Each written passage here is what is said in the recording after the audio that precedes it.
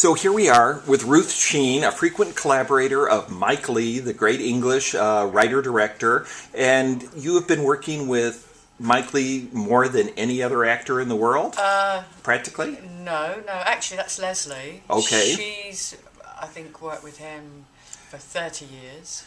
And I've worked with him for the last 22. Just 22. Yeah.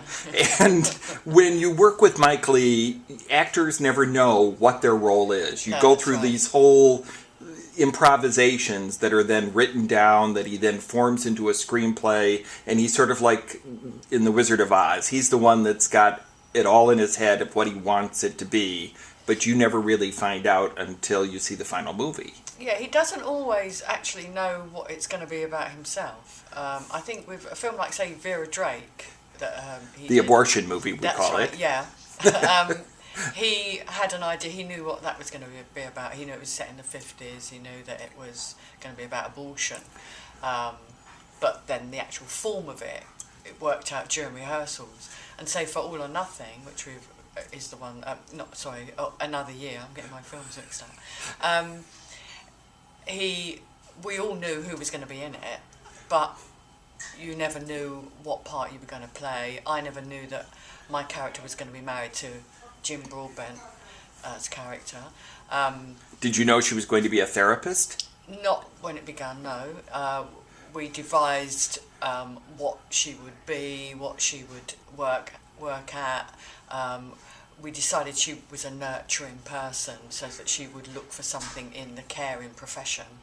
And for Mike pushed towards therapy, so...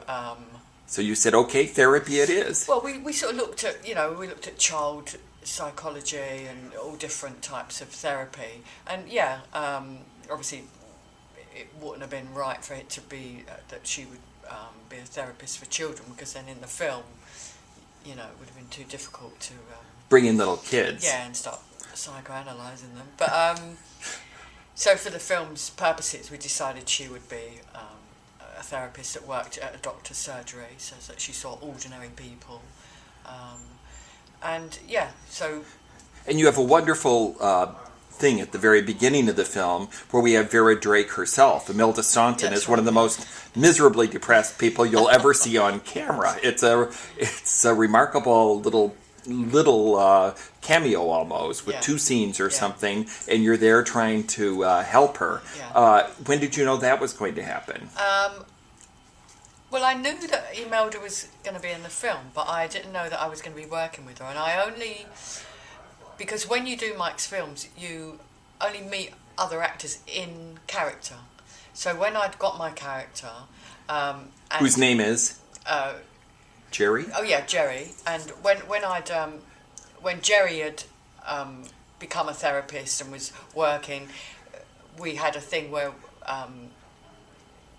we were doing an improvisation where she was going to have some clients, and so we set up an office and a room and stuff, and then I was in the room, I was in character, and then my next person, I had to go into the waiting room and call out, and there was Imelda Staunton. Imelda as this lady Janet, and she came into the room, and we did an improvisation with her being how she was. Clinically depressed. Yes, and we did a few improvisations, but that was the first time that I knew that it was going to be Imelda, which after, when we finished it, we sort of went, because obviously we worked on Vera Drake together. So you were the black marketeer. That's right, I was very horrible and manipulating. And how has it changed with Mike Leigh since 1988 for 22 years of making films?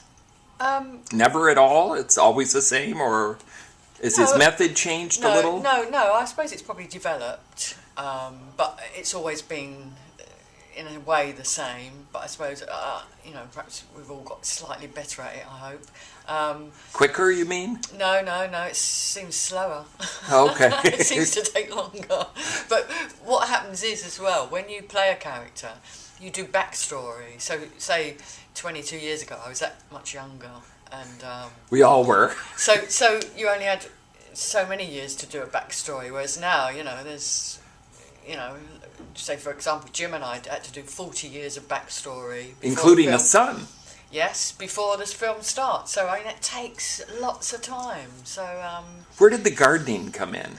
well, we decided that they were nurturing people and that they would like to grow things and have an allotment. And we discussed it quite a lot. And we kept saying, oh, they'd go to the allotment, and you know, we felt like that would be something that they would do together, because we wanted them to still have their separate work and lives, but to have things that they shared as a couple, that they were that sort of people.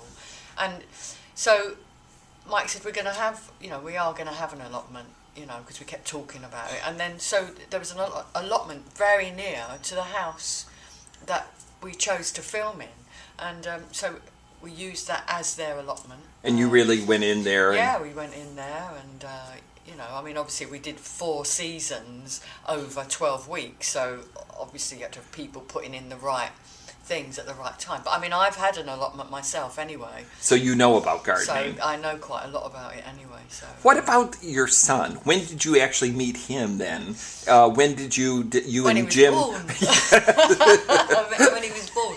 No, we did, obviously I didn't give birth in an improvisation, but, we obviously discussed it, what he would have been like, and bringing him up, and his previous girlfriends, did you discuss yes, that? What you thought about that? Yeah, and he didn't always tell them about his girlfriends, but yeah, they met some of his girlfriends, which obviously didn't really exist, but so we did all that stuff.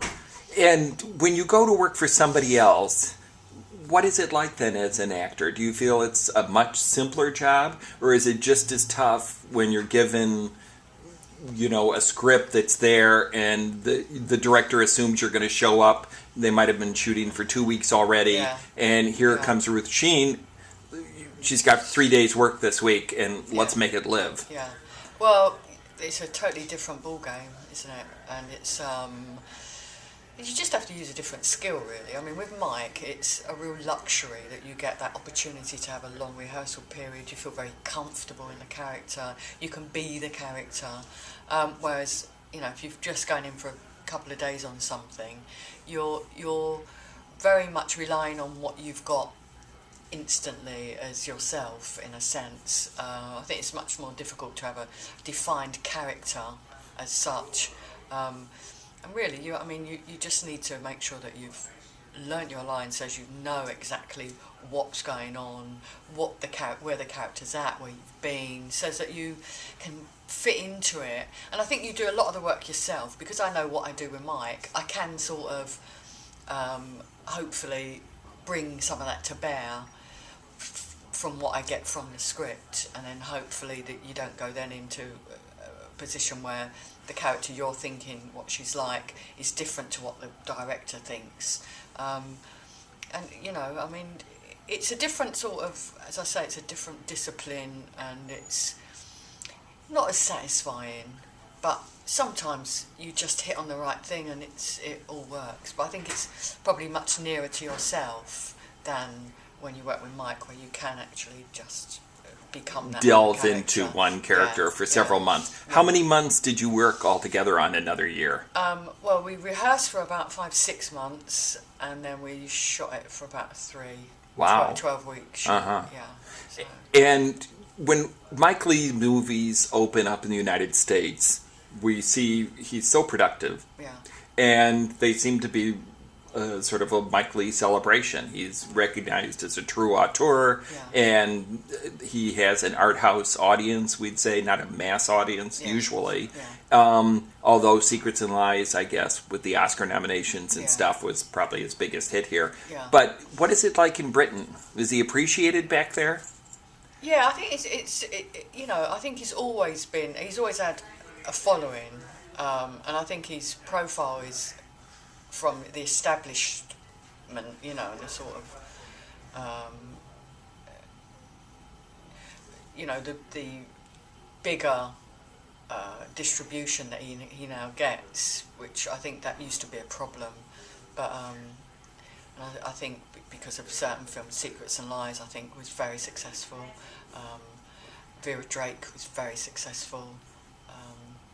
So I think that he's profile, everybody knows